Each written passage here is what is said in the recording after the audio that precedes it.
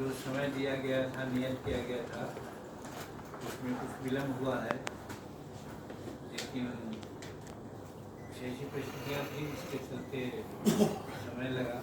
इसके लिए पुनः माफ़ीनामा मांगते हैं और ये बताना चाहते हैं आपको कि प्रधानमंत्री नरेंद्र भाई मोदी जी आज ही के दिन पीएम विश्वकर्मा योजना का शुरुआत किया था और आज ही उनका जन्मदिन भी है। तो इसलिए पीएम विश्वकर्मा योजना के लिए भी शुभकामना व्यक्त करते हैं। अब आप लोगों के माध्यम से प्रधानमंत्री जी के जन्मदिवस के अवसर पर बहुत सारी बधाइयाँ देते हैं, शुभकामनाएँ देते हैं कि वो लंबे समय तक हिंदुस्तान को सशक्त नेतृत्व देते हैं। आपके सामने मैं बताना चाहता हूँ और ये प्रधानमंत्री जी का ही निर्देश रहा है कि जिस दिन से उन्होंने सत्ता संभाली है उस दिन से एक मिनट भी उन्होंने रुकने का काम नहीं किया और उसी दिन से प्रारंभ कर दिया और हम सभी मंत्रियों को उसी दिन उन्होंने निर्देश देने का काम किया कि हम लोग जो तीसरा टर्म में हैं तो 3 गुना शक्ति से हम लोग को आगे बढ़ना है और बढ़ने के साथ साथ टारगेट भी दिया कि 100 दिन में हम लोग क्या कर सकेंगे इस विभाग का, इसके बारे में हम लोगों को एक ब्लूप्रिंट बनाना होगा और फिर मीडिया वालों को बताना होगा। उसी आदेश के आलोक में आज आप लोग आमंत्रित हैं। 100 दिन हम लोगों का पूरा हुआ है तो आज कुछ और इसमें बताना चाहते हैं बातें। अभी ठीक ही कहा गया कि जो हमारा MSME विभाग है ये भारत के आर्थिक व्यवस्था का रीढ़ है। भले लोग इसको न समझे लेकिन आपको मैं बताना चाहता हूँ कि भारत में 25,000 बड़े बड़े उद्योग हैं, 25,000 और हमारे जो MSME है उसमें 6 करोड़ यूनिट है, इकाई है। तो आप सोच सकते हैं कि 6 करोड़ जब हम लोग हैं तो कितना बड़ा जनसंख्या को ये आच्छादित करता है। और इसका एक चीज़ और बता देना चाहते हैं कि हमारे MSME है उसका जो GDP होता है हम लोगों का उसमें 81.1% इसका योगदान है।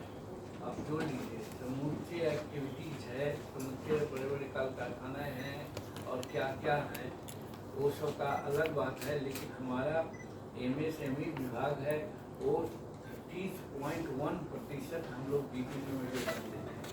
और दूसरी बात है मैन्युफैक्चरिंग में भी कि हम क्या मैन्युफैक्चर करते हैं छोटे तबकों के लिए, मध्य तबकों के लिए और लघु तबकों के लिए, उसमें हमारा योगदान 35.4% के आसपास है मैन्युफैक्चरिंग में। तो ये भी जाना जा सकता है कि हमारा विभाग यहाँ का भारत के आर्थिक व्यवस्था में क्या योगदान रखता है। और तीसरी चीज़ है एक्सपोर्ट। जिस देश का एक्सपोर्ट बड़ा होता है, ज़्यादा होता है, वो सबल देश माना जाता है और जिसमें इंपोर्ट ज़्यादा होता है वो कमज़ोर माना जाता है। तो सौभाग्यवश हिंदुस्तान के संपूर्ण एक्सपोर्ट के बारे में मैं नहीं बता सकता, लेकिन हम अपने विभाग से MSME विभाग से एक्सपोर्ट में 45.73% मेरा योगदान है। आप जोड़ सकते हैं कि इस विभाग का महत्व क्या है। तो इस तरह से हमारे जो आर्थिक प्रयास है हिंदुस्तान भारत का उसका रीढ़ ही माना जाता है।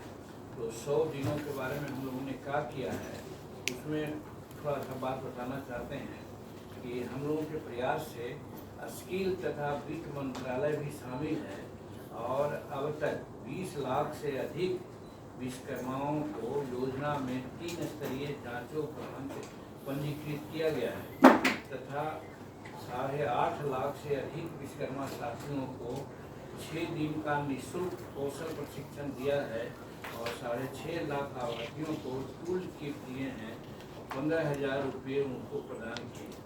इसमें से 1.6 लाख लाभार्थी को 5% के दर पर 1400 करोड़ रुपये का सस्ता ऋण भी हम लोग उपलब्ध कराया है इस 100 दिन के अंतर्गत।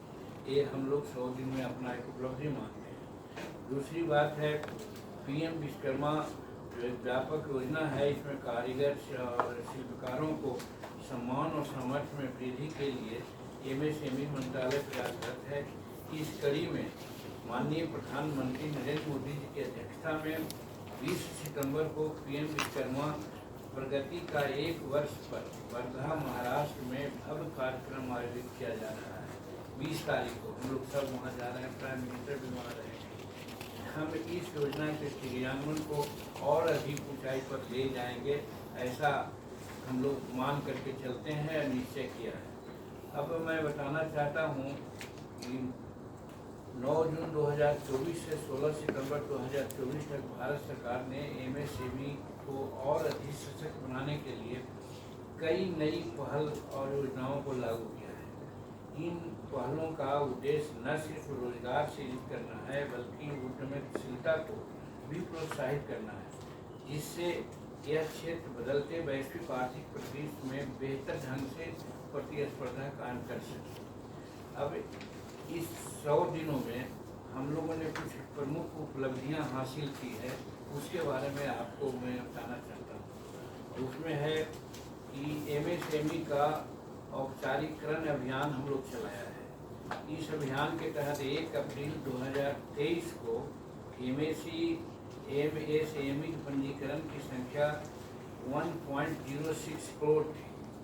इसको नोट किया जा सकता है कि 1 अप्रैल 2023 को जो हमारे एमएसएमई का पंजीकरण संख्या 1 करोड़ 0.6 थी, जो अब 2024 में बढ़कर आज जब हम कर रहे हैं तो ये संख्या 5 करोड़ 0.7 हो गई है।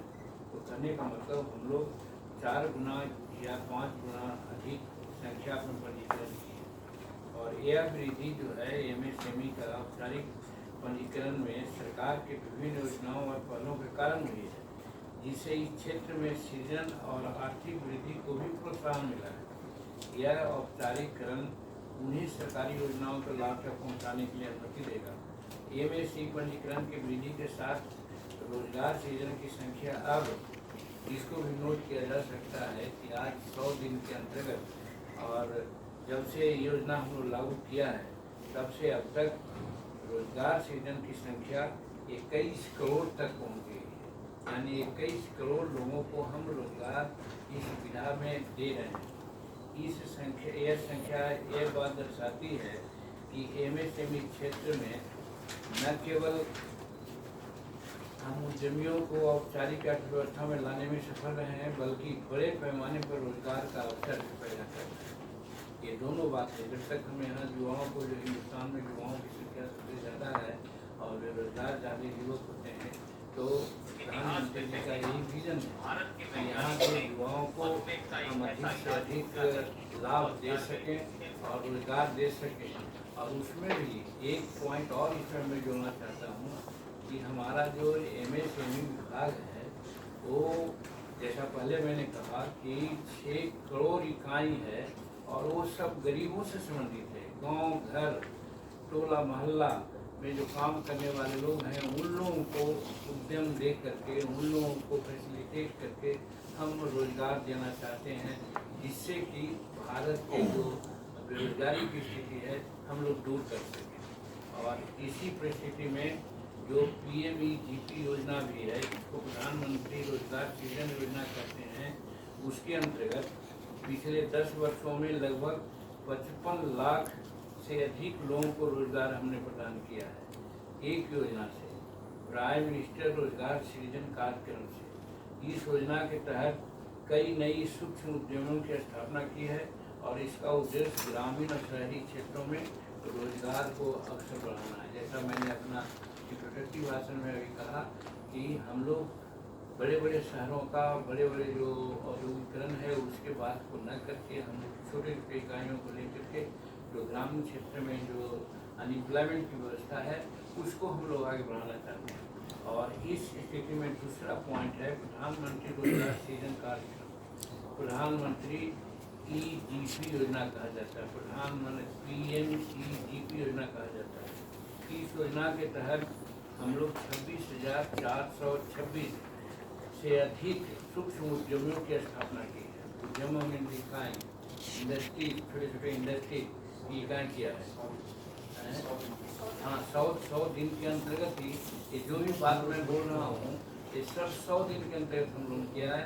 इसके लिए प्रधानमंत्री ने हम लोगों से एक कह के दिया था कि हम आपके विजन का विभाग दे रहे हैं, तो उनके विजन के विभाग को आगे बढ़ाने के दृष्टिकोण से हम लोग इसका प्रयास किया है। और उसी प्रकार से ये करीब 3,148 करोड़ के ऋण वितरित किया है। ये जो 26,426 से अधिक सूक्ष्म उद्योगों की स्थापना की है, उनको हमने 3,148 करोड़ रुपये का ऋण वितरित किया है, जिसमें से 2.11 लाख लोगों को रोजगार मिला है, सृजित हुआ है, यानी कि 2.11 लाख लोगों को रोजगार इसमें से दिया है। PMEGP हमारे ग्रामीण उद्यमिता और रोजगार सृजन के प्रति समर्पण को दर्शाता है, जो ऊपर का डाटा आपको बताया गया। और उसी प्रकार से तीसरा कदम हमारा है, जैसा प्रधानमंत्री जी एक नया एक्सपेरिमेंट किए हिंदुस्तान के लिए। मैं आप लोगों को बहुत फख्र के साथ कहना चाहता हूँ कि आज मेरा 44 वर्ष का राजनीतिक लाइफ है। 44 वर्ष में पूर्वोत्तर भारत को बहुत कम लोग देखने का काम किया था, उस उधर ध्यान ही नहीं गया था। लगता था कि जैसे कोई दूसरा देश में रहने वाले लोग, लेकिन हमारे प्रधानमंत्री, हम धन्यवाद देते हैं उनके लिए कि उनका फोकस पूर्वी उत्तरी क्षेत्र में के विकास के लिए विशेष करके हुआ है, जिसमें सिक्किम में एक MSME का भी विकास किया गया है।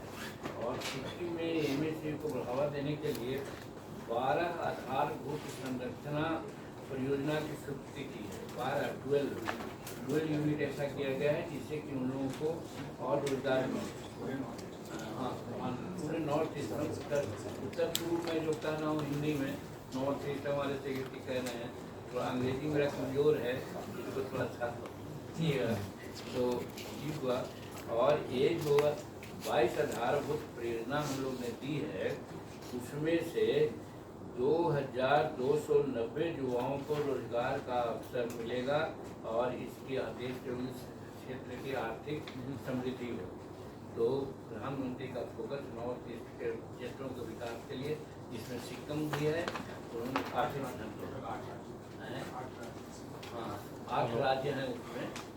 उत्तर पूर्व में भाई आप लोग जानते ही हैं, आप हम लोग से ज़्यादा जानते हैं, इसलिए हम नाम नहीं दिया। हम थैंक देते हैं अपने सेक्रेटरी को जो उन्होंने सप्लीमेंट किया कि 8 राज्य है पूर्व उत्तर में, उन सब के विकास के लिए किया है। अब हमारे प्रधानमंत्री जी का फोकस रोजगार के साथ साथ किनको रोजगार दिया जाए इस पर भी है।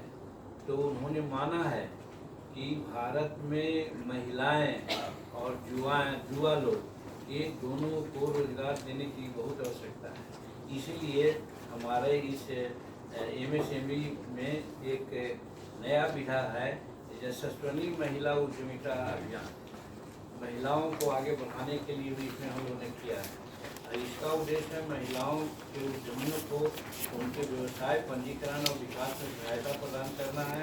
और इस योजना के तहत उद्योग पंजीकरण स्वयं सहायता समूह के माध्यम से महिलाओं अपने व्यवसायों को स्थापित करते हैं, उनका प्रबंधन करते हैं और उन्हें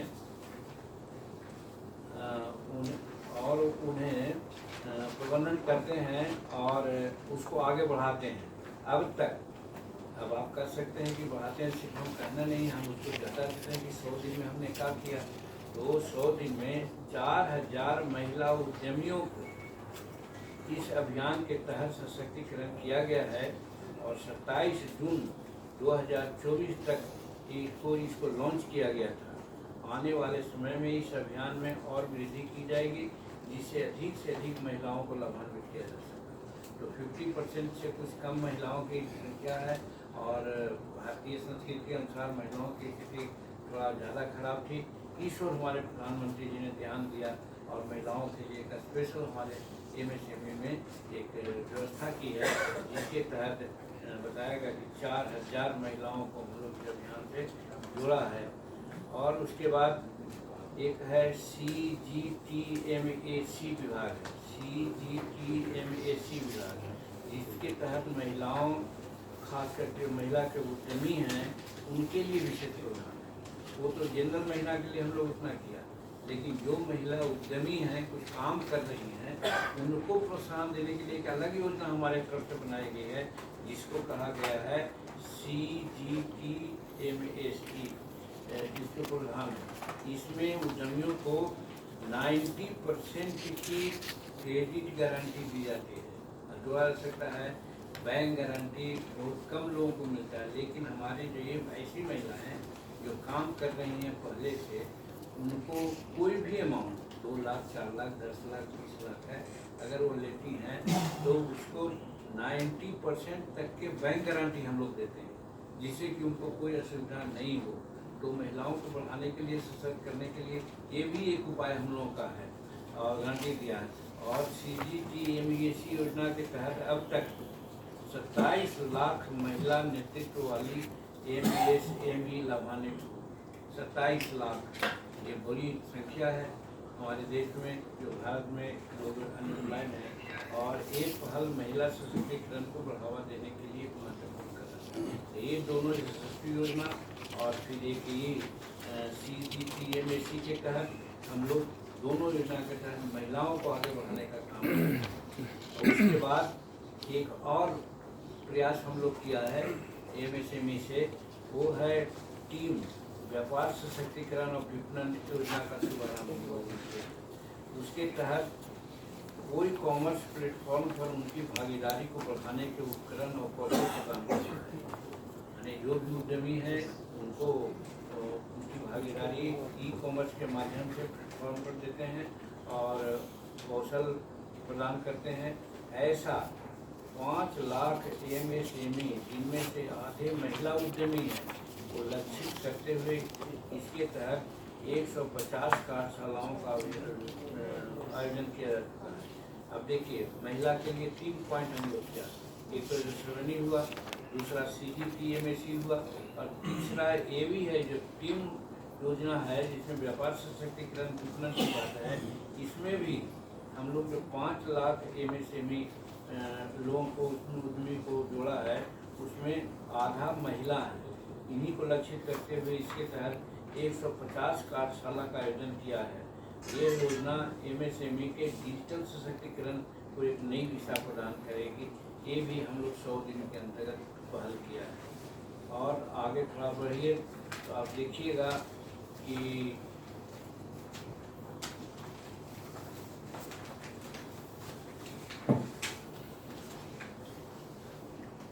नए प्रौद्योगिकी केंद्रों का स्थापना हम लोगों ने किया है। प्रौद्योगिकी केंद्र का मतलब होता है टेक्नोलॉजी सेंटर। टेक्नोलॉजी सेंटर 190 से लेकर के 250 करोड़ रुपया तक की योजना बनाती है। 15 एकड़ से 25 एकड़ जमीन की जरूरत होती है। उसमें हजारों हमारे बच्चे काम करते हैं, कारीगरी सीखते हैं। तो ऐसा हम लोग 2800 करोड़ रुपया का निवेश के साथ ये 14 टेक्निकल टेक्नोलॉजी सेंटर हम लोग प्रारंभ किया है। ये 14 नए प्रौद्योगिकी केंद्र की स्थापना हुई है। ये केंद्र उन्नत विनिर्माण तकनीकों तक पहुंचाता है, कौशल विकास है, व्यवसायिक प्रशिक्षण सेवाएं प्रदान करता है। अगले 5 वर्ष में एक केंद्र 1 लाख MSME की सहायता करेंगे और 3 लाख युवाओं को प्रशिक्षण करेंगे, ताकि प्रौद्योगिकी प्रेरित वैश्विक चुनौतियों का सामना करने के लिए हम तैयार हो सकें। ये बहुत बड़ी बात है हम लोग यहाँ। और हालांकि के अभी 14 पर ही हम लोग काम कर रहे हैं। 100 दिन के अंतर्गत हम लोग का लक्ष्य है कि इसको और आगे हम लोग बढ़ावें और प्रधानमंत्री जी के प्रति और फाइनेंस मिनिस्टर के प्रति हम लोग शुक्रगुजार हैं कि MSME पर इतना ध्यान देते हैं। और यही कारण है कि हमको विश्वास है कि और इसको आगे बढ़ावेंगे तो हमको निश्चित है कि फाइनेंस की कोई कमी नहीं रहेगी।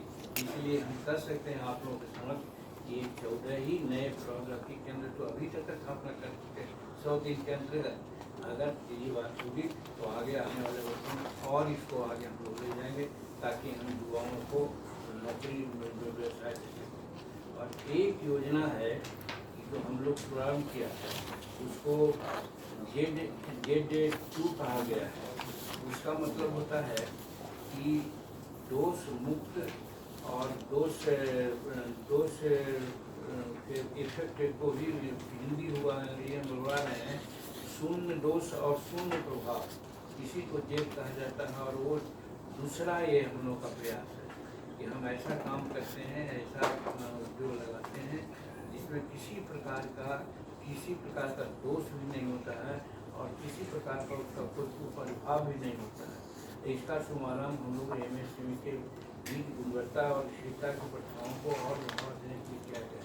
इस योजना के तहत 5 लाख MSME को प्रमाणीकरण नवीनीकरण मान्यताओं के लिए सहायता दी गई चाहिए, जिससे भारतीय उत्पाद वैश्विक प्रतिभा में बेहतर प्राप्त कर सके। इसके लिए 500 करोड़ रुपया का हम लोगों ने बजट दिया है, रखा है इस भाग से। उसी प्रकार से MSME हटकैन है, हटकान नाम की एक योजना है। ये भी योजना खास करके युवाओं को आगे बढ़ाने के लिए, उनको हर तरह से ठीक रखने के लिए 3 बार काम हम लोग कर चुके हैं। ये चौथा हैकथॉन MSME हैकथॉन योजना किया है, जिसका उद्देश्य 500 युवा उद्यमियों के बीच नवाचार को प्रोत्साहित करना है और इसके पहल में 15 लाख तक की वित्तीय सहायता प्रदान की जाती है। हमारे युवाओं को 15 लाख तक के देते हैं तो और ताकि वे ऊर्जा, नवीन प्रौद्योगिकी और निर्यात को बढ़ावा देने के क्षेत्र में नवीन विचारों का विकास हो सकता है।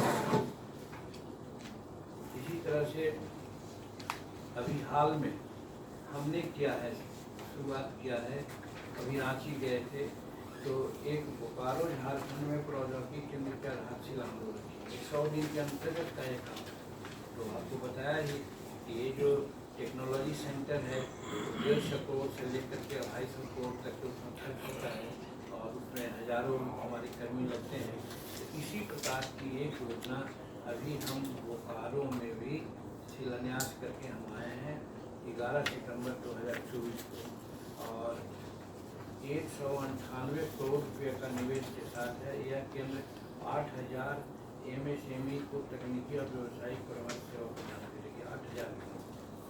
फिर बहुत रिसेंटली 2-3 दिन पहले हम लोग लेह में, आप जोड़ सकते हैं कि लेह कहाँ है, हम लोग हिंदुस्तान के भारत के कोई क्षेत्र को अवंचित नहीं छोड़ना चाहते, सबको कवर करना चाहते हैं। और लेह एक ऐसी जगह है जहाँ पश्मीना का उद्योग विश्व प्रसिद्ध है। अब उस चीज़ को अगर हम लोग छोड़ते तो बड़ी गैप होती, इसलिए उसको बढ़ावा देने के लिए लेह में एक हम लोग उद्यम त्वरक CRE80 नामक केंद्र का उद्घाटन हम लोग किया है।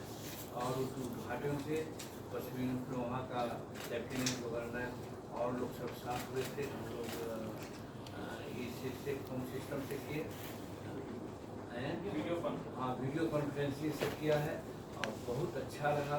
फर्स्ट क्लास से सब लोग की बात सुनी और उन लोग भी बहुत उत्साहित हुए हैं। तो उसमें CRE80 के केंद्र को में पश्मीना उन कारीगरों को प्रशिक्षण और समर्थन प्रदान करेंगे। यह केंद्र स्थायी रोजगार और कारीगरों को उत्पादकता और गुणवत्ता में सुधार लाने के लिए प्रयास करेगा। इसका प्रशिक्षण देने की तैयारी करेंगे और होगा। और फिर कभी कभी ऐसा भी होता है कि हम लोग दूसरे देशों से भी MU करते हैं ताकि उनसे भी सहयोग हो या हमारा सहयोग हो। इसी संदर्भ में MSME मंत्रालय और US में SBA के बीच में MOU दस्तखत हुआ है 23/2024 को और US और SBA के बीच में जिसका उद्देश्य हरित प्रावधानों का व्यवहार सुधार पर सहयोग को बढ़ावा देना। इस साझेदारी से दोनों देशों को MSME वैश्विक प्रतिस्पर्धा में अपनी स्थिति को मजबूत करेंगे। इस तरह से 100 दिनों के अंतर्गत हम लोग एक सॉलिड काम करके MSME को बढ़ावा देना चाह रहे हैं और बढ़ावा देने के लिए यही है कि इसका काम वैसे जगह में जाना जिसको कोई जानता नहीं था। हम कुछ अपनी बात इसमें करना चाहते हैं कि हमारा हिंदुस्तान जब वैश्विक गुरु कहलाता था उस समय बड़े बड़े फैक्ट्री नहीं लगते थे। हमारे नरेंद्र भाई मोदी जी की वही कल्पना है। उस समय छोटे उद्योग, गृह उद्योग, लघु उद्योग, काम होता था, और उसके तहत हम लोग वाटर सिस्टम से एक दूसरे से मिलते थे और हिंदुस्तान को बनाता था। तो वही कंसेप्ट हमारे नरेंद्र भाई मोदी जी हमारे MSME के माध्यम से करना चाहते हैं, और टास्क हम लोग को दिया जो आपको अभी बताया 100 दिनों में हो नहीं सकता। धन्यवाद मंत्री महोदय। इस विषय पे हम प्रेस रिलीज इशू करेंगे, और इस विषय पे अगर आपके कुछ प्रश्न हैं तो आप पूछ सकते हैं। अपना संक्षिप्त परिचय दीजिएगा और प्रश्न को इसी विषय पर सीमित रखिएगा। मैं मंत्री जी मनोहर मनोज, एडिटर इकोनॉमी इंडिया। मंत्री जी, मेरा सवाल ये है कि MSME, जैसे आपने कहा कि मोदी जी ने कहा कि ये मेरे विजन का है जो मैं आपको दे रहा हूँ। आपको भी अगाध प्रशासनिक अनुभव है बिहार जैसे राज्य के मुख्यमंत्री बनने का। तो हमारा ये सवाल है, उत्पादन, रोजगार और निर्यात, ये 3 फोकस एरिया है, और उसमें MSME का इतिहास है कि काफ़ी कॉन्ट्रीब्यूशन। तो अभी जो प्रायोरिटीज है, तो आपको नहीं लगता कि मल्टीपल एजेंसी या मल्टीपल मिनिस्ट्री हैं जो कहीं न कहीं ओवरलैप करते हैं?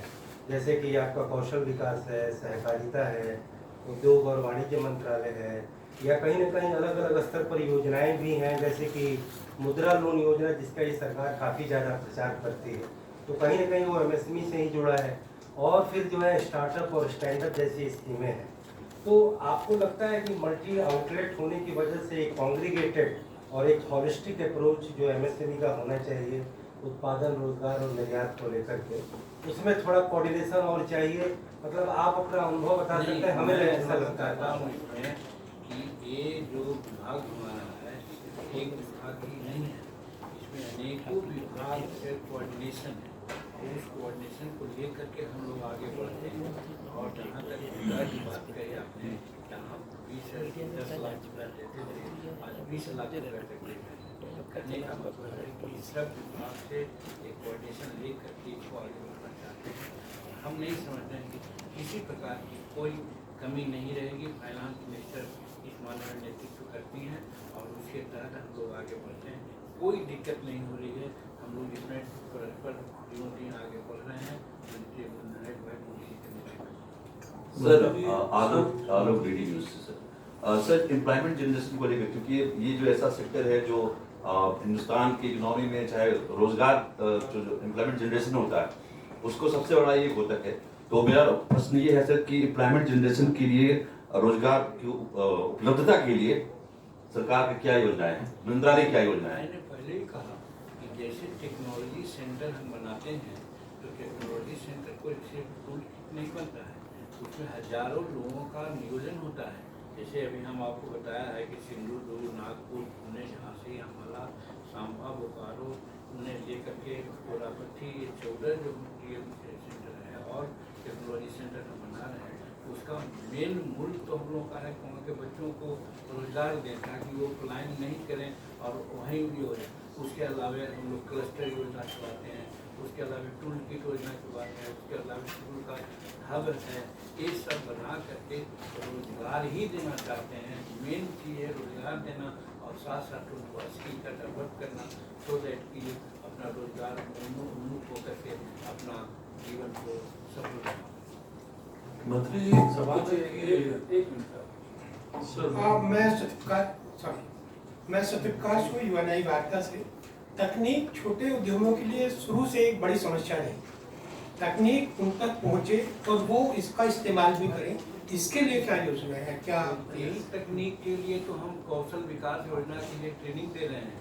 ट्रेनिंग चाहे 10 दिन का हो, चाहे 1 महीना का हो, चाहे 6 महीना का हो, उनको हम ट्रेनिंग देते हैं। ट्रेनिंग देने के बाद स्कूल कैसे चलाया जाता है इसके लिए उनको ऑपरेटर्स देते हैं, और अपने स्किल को कैसे और बढ़ा सके, उद्यमिता को कैसे बढ़ा सके, इसके ही लिए प्रयास हो रहा है हर क्षेत्र में। प्राइम मिनिस्टर ये विश्वकर्मा योजना हो, या हमारा जो टूल किट्स का मामला हो, या हमारा टेक्नोलॉजी सेंटर का मामला हो, या हमारा वो जो क्लस्टर योजना हो, ये सारी एक्सटेंशन की योजना जो है, ये सारा चीज़ है टेक्निकली नो हाउ का ही चीज़ है। और ऐसा करते हैं तो वो आगे बढ़ेंगे निश्चित रूप में, और ऐसा बढ़ रहे हैं, बहुत ऐसा रिजल्ट भी आ रहा है। ठीक मंत्री जी, अभी आपने कहा कि टेक्नोलॉजी सेंटर जो है 14 बनाए हैं, जिसमें किसी में नॉर्थ ईस्ट का जिक्र नहीं है, नंबर 1। नंबर 2, आज की डेट में जो रोजगार के और आंकड़े जो बता रहे हैं जमीनी स्तर कुछ और है, आपके आंकड़े कुछ और है। अभी यहाँ से दूर यूपी, बनारस और भदोई वगैरह में चले जाइए, वहाँ के जो स्टार्टअप और एमईए में है, स्थिति बहुत खराब है। देखिए, ये बात सही है, कहीं कहीं आदमी सब पूर्ण नहीं होता है। मैं भी जब से विभाग में आया हूँ, अपने पदाधिकारियों को इसको ध्यान आकर्षित कराया कि जो हमारा एमएसएमई विभाग का कार्य क्षेत्र रहा है, चाहे क्वाय योजना का मामला हो, चाहे एमएसएमई का मामला हो, या केवीआई का मामला हो, सही है कि कंसंट्रेशन कुछ पश्चिमी और दक्षिणी में ज़्यादा है। अब हमारा प्रयास इसीलिए हो रहा है कि प्रधानमंत्री का भी फोकस है कि पूर्वोत्तर भारत में बिहार है, उड़ीसा है, झारखंड है, बंगाल है और असम है, वहाँ पर हम इसको फ्लो करें। और इसी फ्लो देने के क्षेत्र में ही हम लोग जैसे अभी बोकारो में किया है, और एडवांस में करना चाहते हैं। एक अभी गया में और पूर्णिया में, बिहार में 2 टेक्नोलॉजी सेंटर हम लोग लगभग सुविधा कर चुके हैं।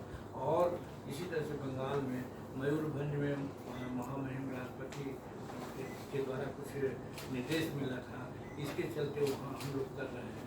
तो करने का मतलब जो फ्लो था इस साइड में, थोड़ा फ्लो को इस साइड में करने का हम प्रयास कर रहे हैं।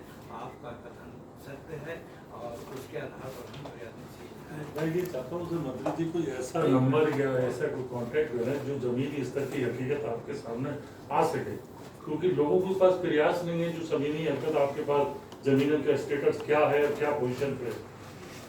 इसमें रोजगार के बारे में स्टैटिस्टिक्स लेवल मिनिस्ट्री भी जारी करती है, तो उसके बारे में वो उनसे ज़्यादा जानकारी ले सकती है। आप अगला प्लीज। सर, बिहार को लेकर के, आप बिहार से बिलोंग करते हैं, वहाँ से सांसद भी हैं, बिहार को लेकर के क्या योजना है? चूँकि अभी आपने बताया इधर फ्लो कम है, तो बिहार में ज़्यादा यूनिट स्थापित हो, ज़्यादा उसमें वर्क हो, इसके लिए कुछ प्लानिंग है आपके मन में? देखिए, बिहार के बारे में तो आपको कुछ करना नहीं होगा, क्योंकि हम बिहार के हैं।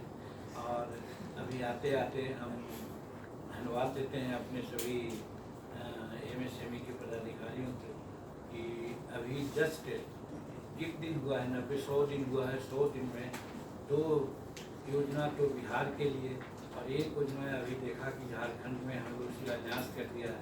बहुत नज़दीक में हम लोग गया, और पूर्णिया में भी technology centre, extension centre, cluster, ये सब की बात करेंगे। और दूसरी बात होती है कि नॉर्थ ईस्ट में जो हम लोग कुछ करना चाहते हैं, तो जो प्लॉट है वो बड़ा बड़ा प्लॉट मिलता नहीं है।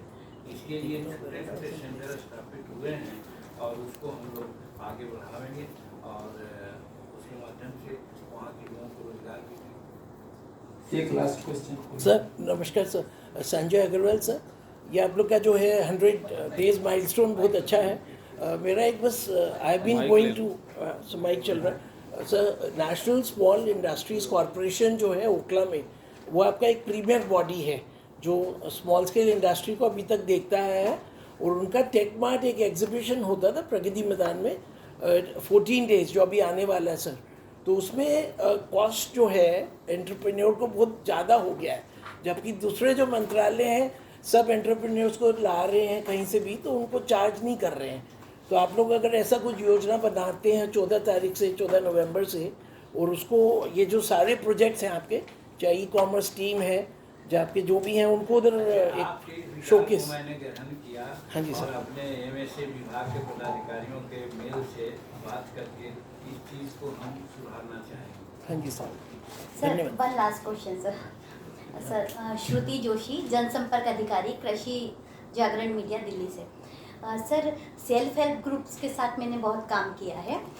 ये जो आपकी 3 स्कीम है बहुत बढ़िया है, जिसमें आप 50% वुमेन एंटरप्रेन्योर्स को जो है बढ़ावा दे रहे हैं। इसमें मेरा एक क्वेश्चन था कि ज़मीनी स्तर पे जो वुमेन एंटरप्रेन्योर्स हैं, सेल्फ हेल्प ग्रुप की महिलाएं हैं, उन लोगों को ई कॉमर्स प्लेटफॉर्म का कुछ भी नॉलेज होता नहीं है, तो वो अपने प्रोडक्ट को इस आपकी ई कॉमर्स प्लेटफॉर्म पर डिस्प्ले कर पाएँ, इसके लिए आप उनको किसी तरह की क्या ट्रेनिंग प्रोवाइड करेंगे?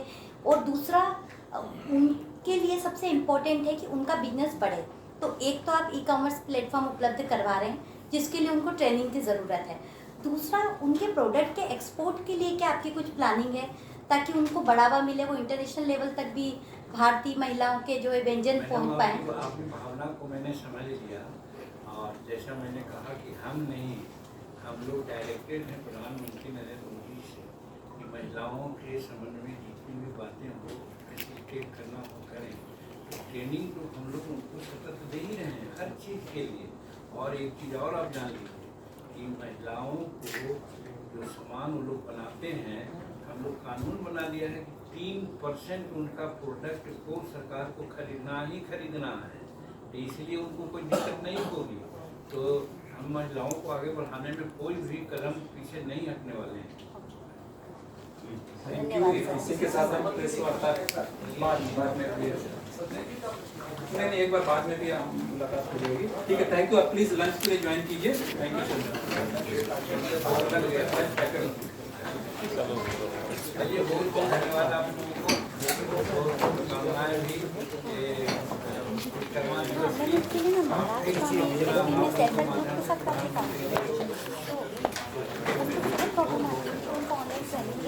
कैसे अपना प्रोडक्ट अपलोड करेंगे आप ई-कॉमर्स